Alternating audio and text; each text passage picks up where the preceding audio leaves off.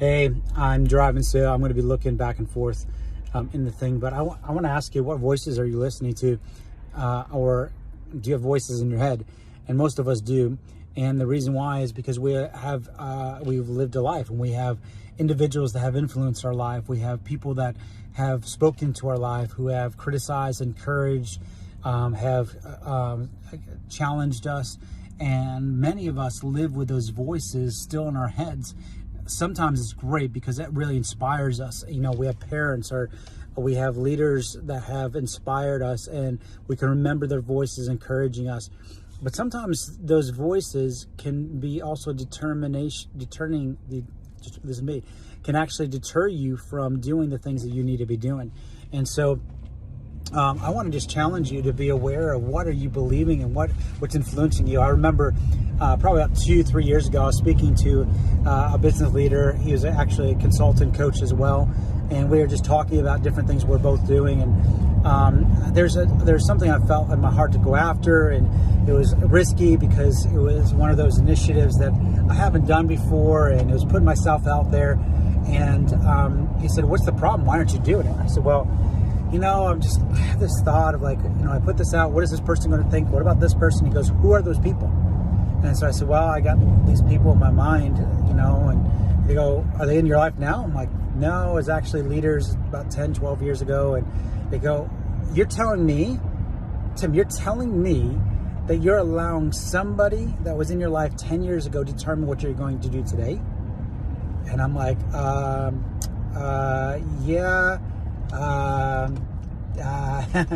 And in that process, I just kind of pulled back and realized, oh my goodness, I have allowed these thoughts, and it's not even the people, they're not even speaking, but I believe the enemy uses past experiences and past individuals, and through their quote unquote voices, to influence what we do, and we begin to hear criticism or doubt or fear or unbelief, and I believe other voices in our life or individuals in our life can be very significantly powerful to influence in a great way.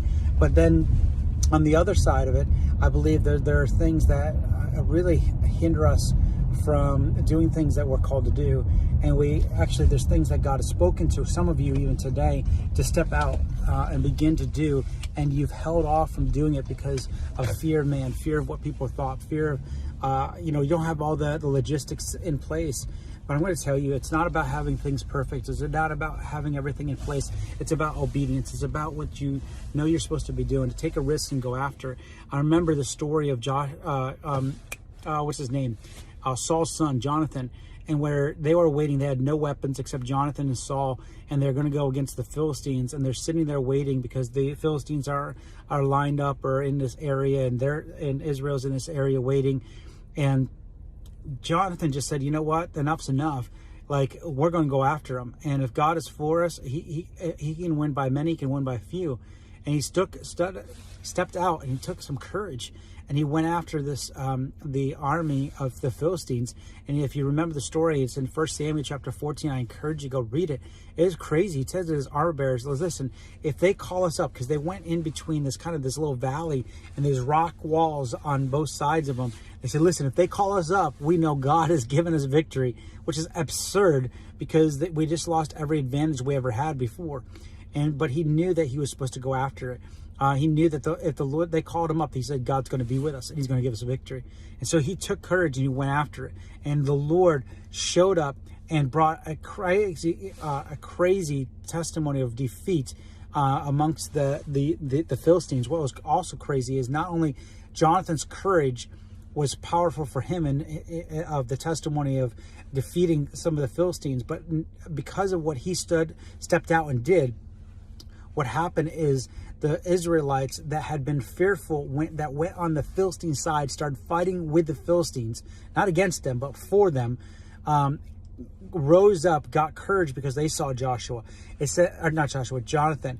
And then those that were in hiding, Israelites that were in hiding, came out because of Jonathan's courage, because he stepped out and he went after it. He didn't allow the different things around him to stop him from moving forward with courage. So I just encourage you to ask yourself, what voice am I listening to? What's deterring me from stepping forward in what I know I should be going after?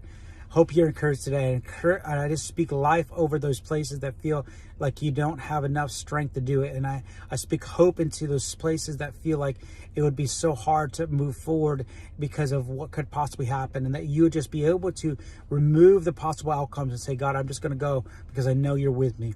And I know that if you're with me, nothing can stop me.